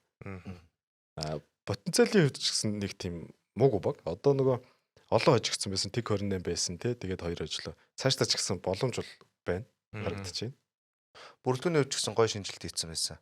Тэгэхээр энэ чинь хагалаа плей-офф тоглолч нь тэгээд энэ чинь залуу тамирчин ч гэсэн сайжраа явчихна. тэгээд тэг 28 гэсэн амжилтаас юу амжилтаас шантрахгүй гэж явсараа гал ингээ хоёр дараалал очиж шүү дээ. Гоё үйлдэл болсон байна. Билетийн хүснэгтийг одоо Улаанбаатар Амазонс 10-т багууд хожигдлахгүйгээр. Улаанбаатар Амазонс гадны баг шүү. За. Улаанбаатар Амазонс багийн хувьд бол ээлжит бут нэргэлтүүдийн хийсээр л явж байна. За Алтан од багийг 83-40. За үүнтэй зэрэгцээд юу болсон бэ гэвэл өнгөрсөн 7 хоногт Amazon дээр ирж тэ өнгөрсөн 7 хоногт за Улаанбаатар Амазонс багийн буюу Монгол Улсын шгшээ огийн 3-3-ын 4 тамирчин маань медалийнхаа тэ Монгол Улсын гавьяат гэдэг тэмдгийнхаа цол мигийнхаа нарийг гэлээ. Баяр хүргье. Дөрүл зэрэг хийж илээ гоё лээ. Нанд өсөл Америкаас ирсэн. Ингээд дөрүлөө оролцоод багаараа Монгол Улсын гавьяатынхаа нарийг гэлээ. Үүнтэй зэрэгцээд Amazon бол эмэгтэй баг дээр бол бут нэрхсэн хിവэрлээ. Одоо 83-40 мөч гэдэг ч одоо юу гэсэн ч гэдэг. За ажилтан мемор гарах маш гоё тоглолт болно. Одоо эмэгтэй дээдлигийн хоёулаа хожигдоог явж байгаа 10 толон Улаанбаатар Амазонс гэсэн лигийн шилдэг багууд маань тоглолт 3-40-оос тоглолтын хуваарьтайгаа. Тэгэхээр бас одоо аль нь хожигдлыг үлдэх вэ гэдгийг шийдэх тоглолт эхлэх нь дээ. Болох нь дээ. Тий. Эрэгтэй багуудыг бол одоо BCH хожигдлгүй явж байгаа бол энэ мемор гарагт эмэгтэй багуудыг нэг л баг хожигдлгүйгээр өргөжлүүлэх юм тоглолт болно. За. Дугаар болгоны төгсгөлт хэрвээ гэдэг болон байгаа. Хэрвээ гэсэн асуултуудыг та бүхнээс асуудаг, үзэгчдээс асуудаг. Тэгээ энэ удаагийн асуултанд та бүхэн бас яагаад гэдэг асуултыг араас нь хариулж өгөөрэй. За гоё. Хоёр нь хариулаарай гişнээс. Хэрвээ та гурав хөгжлийн лигийн дасгалжуулагч байгаад те. Дээд лигт одоо хөгжлийн лигээс нэг багийг дасгалжуулаад өршөлтөө гэвэл аль багийг сонгох вэ? Яг одоогийнхоо. Тэ яг одоогийнх. Тэ яагаад? Миний мэдж байгаа шүү. Аль нь барууны дайчд гэж. Барууны дайчд шүү дээ үгүйсэн.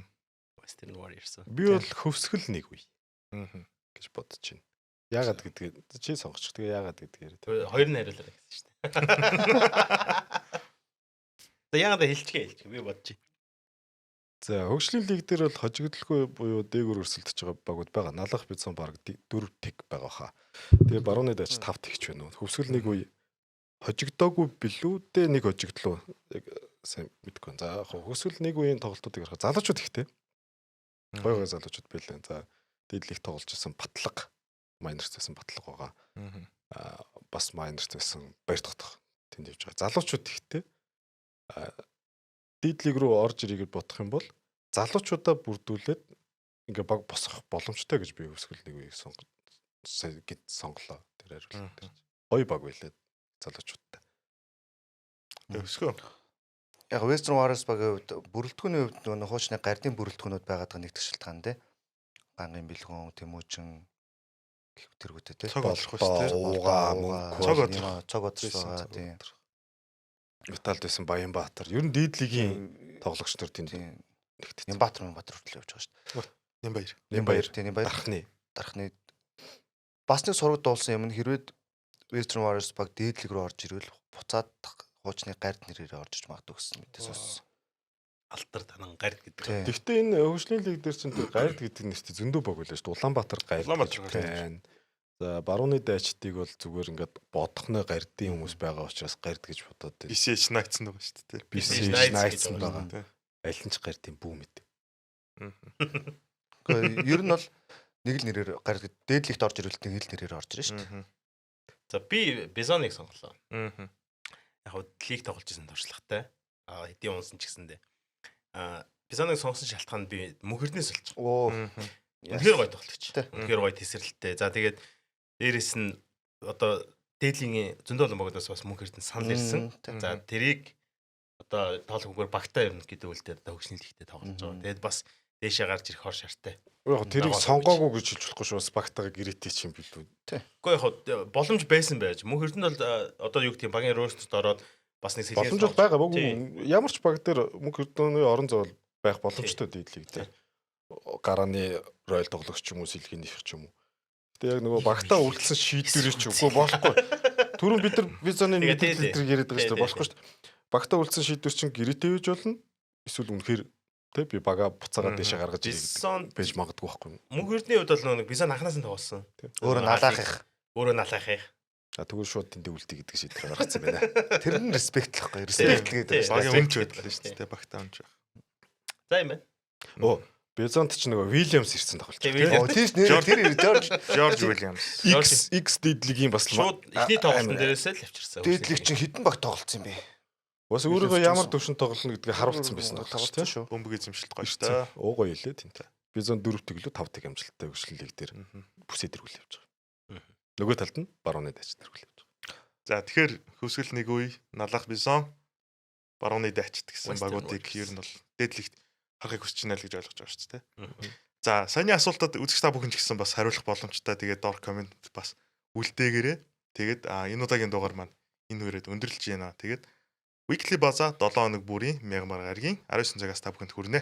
Тэгээд дараагийн дугаар хүртэл түр баяртай үзэгч. Баяртай. Peace. Bye.